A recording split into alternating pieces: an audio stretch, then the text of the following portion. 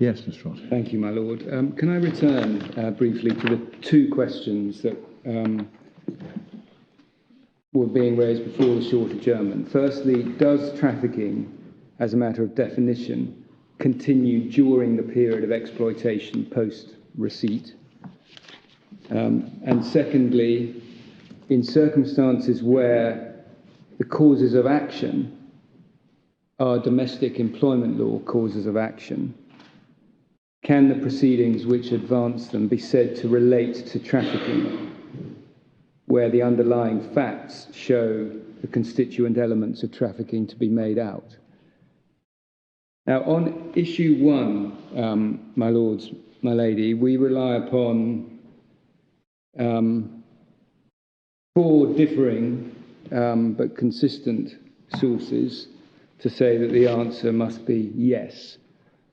The first is the definition, which I've already taken the court to, EF 321, quoted in our printed case, with the disjunctive list of instances of trafficking, embracing, amongst other matters, harbouring for the purposes of exploitation.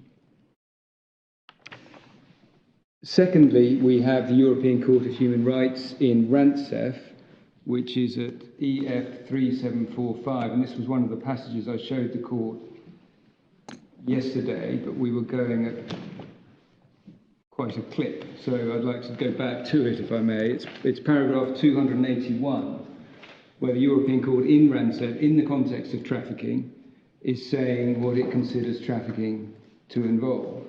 The court considers that trafficking in human beings, by its very nature and aim of exploitation, is based on the exercise of powers attaching to the right of ownership.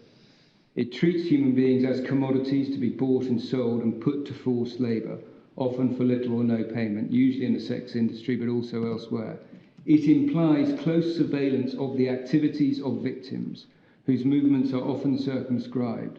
It involves the use of violence and threats against victims who live and work under poor conditions. And then it's described as the modern form of the old worldwide slave trade. So all of that, we say, is entirely consistent with and leads, in fact, to the inescapable conclusion that trafficking continues during the period of exploitation, at least from the perspective of the European Court of Human Rights. There was a distinction in the old world, wasn't there, between slavery and the slave trade? That is, between using the labour of a slave on a plantation or something of that kind and getting him there. There may have been, my lord. In fact, when we went to the 1926 definition in the convention yesterday, it showed that any act involving the reduction of someone to that state constituted an act within the slave trade.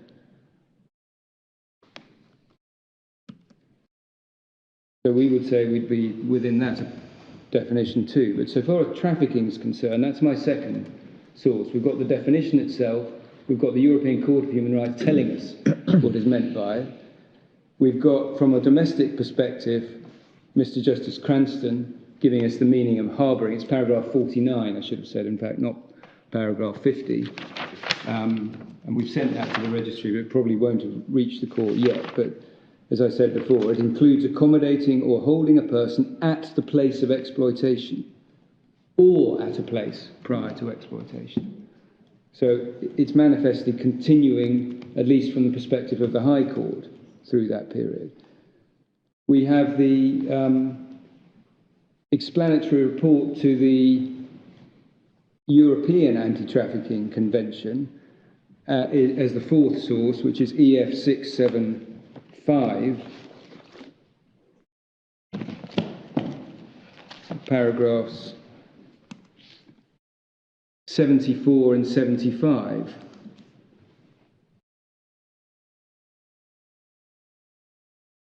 Referring to the constituent elements of trafficking again, in a way, we say, only consistent with trafficking embracing the period prior to and after receipt and embracing the period of actual exploitation. This is a different convention, isn't it? Yes, this is the anti-trafficking convention of the Council of Europe, but for present purposes it's not a material difference because it has the same definition as the Palermo Protocol. So, yes, it was the second sentence of paragraph 75. For instance, harbouring of persons action involving a threat or use of force for forced labour purpose is conduct that is to be treated as trafficking in human beings. Similarly, recruitment and so on. So, on that first question, we say that, and I should say we're unaware of any practice anywhere in terms of competent authorities treating trafficking as ending at the moment of receipt by the abusive controller. We say trafficking ends only, and I make no apology for putting this in somewhat graphic terms, but trafficking ends only at the moment of escape. So,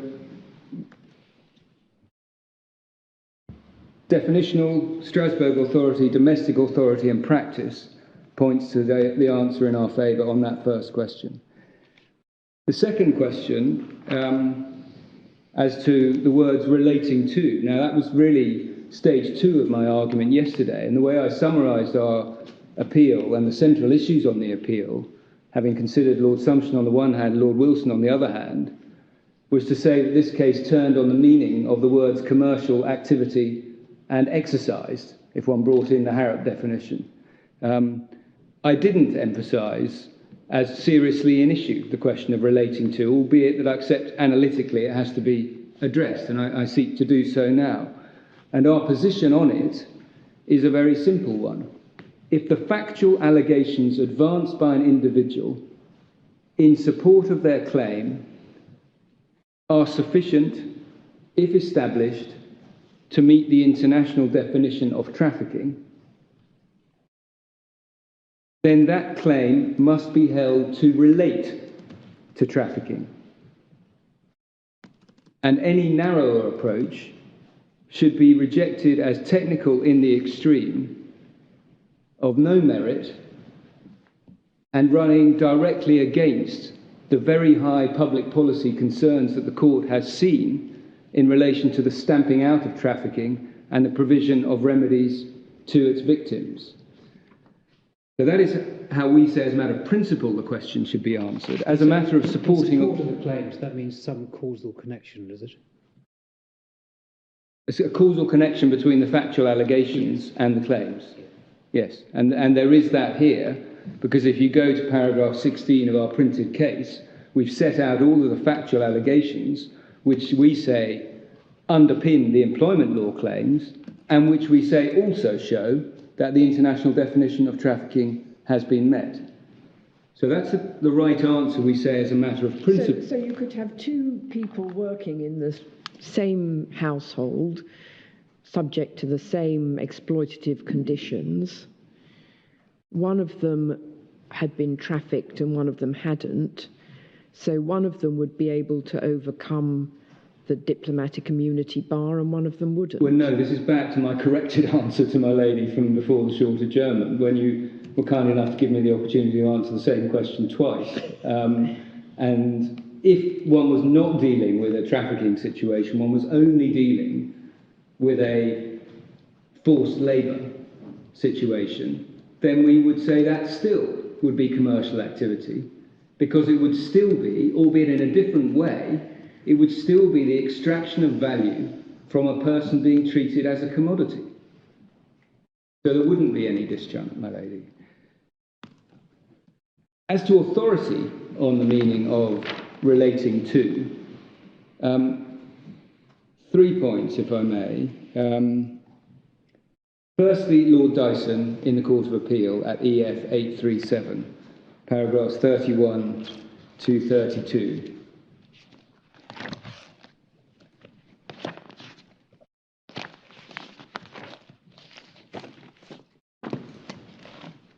Where he was prepared at least to assume in my favour, for the purposes of the rest of the argument, that I was right on this point. A threshold question arises as to whether the claims are based on an allegation of trafficking. The employers say that the pleaded claims are not based on an allegation of trafficking. I'm prepared to proceed on the basis that this is no impediment to considering whether the claimant can rely on the alleged trafficking to defeat the defence of immunity. In the Hounger case, the Supreme Court, by a majority, Mr. Sethi cited Lord Hughes in the minority earlier, held that the claims of discrimination relating to acts of trafficking were sufficiently closely connected to trafficking to require remedial protections for victims. And it's Lord Wilson at paragraph 50 in Hounger. There is force in the submission of Mr. Doherty that it would be an overly technical approach to contend that since the formal causes of action relied upon lie in the field of employment law, her claims do not relate to trafficking.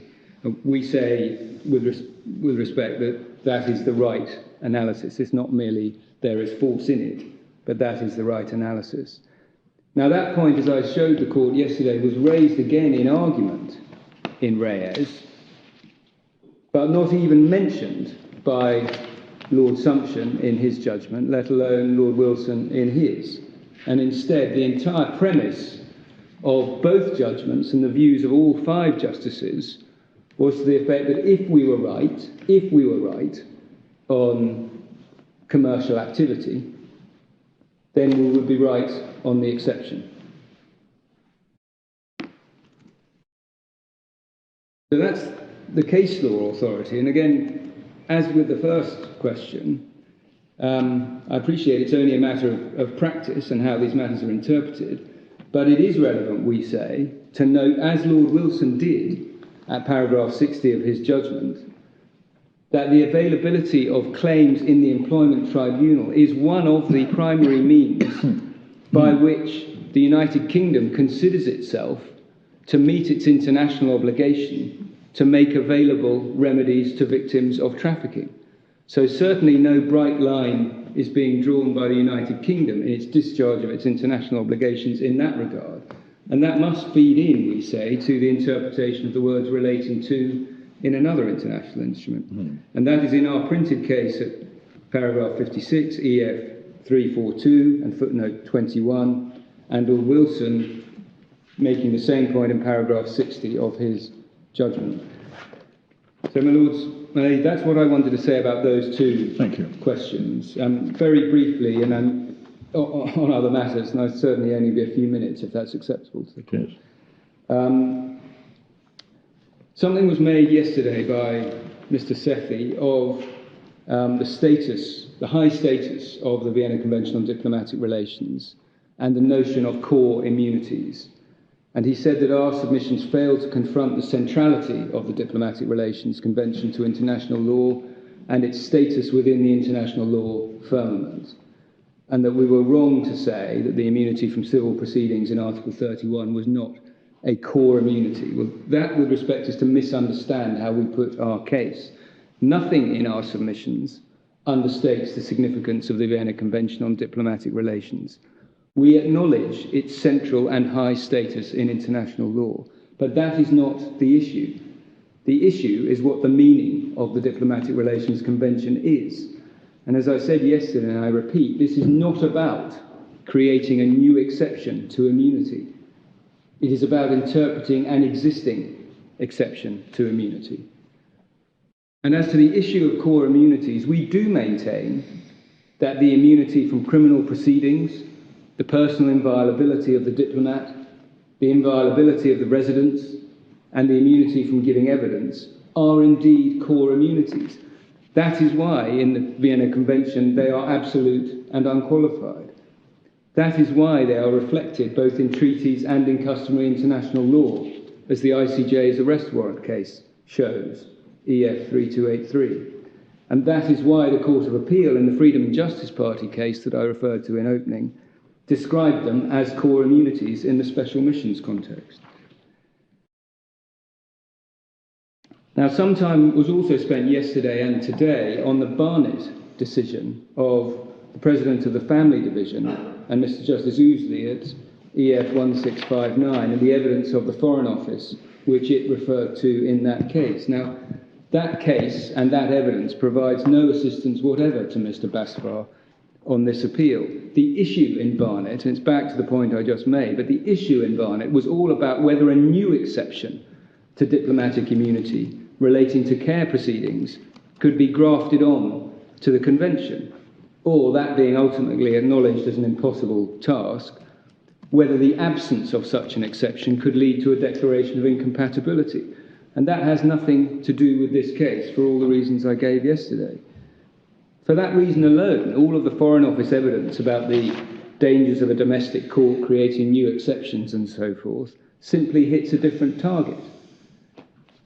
For what it's worth, the Foreign Office evidence sought to assert, if that's what it said that it did, that there would be dangers of arrest and detention flowing from an interpretation of the kind we contend for, is manifestly wrong, because we entirely acknowledge and maintain that the absolute immunity from arrest and so forth remains.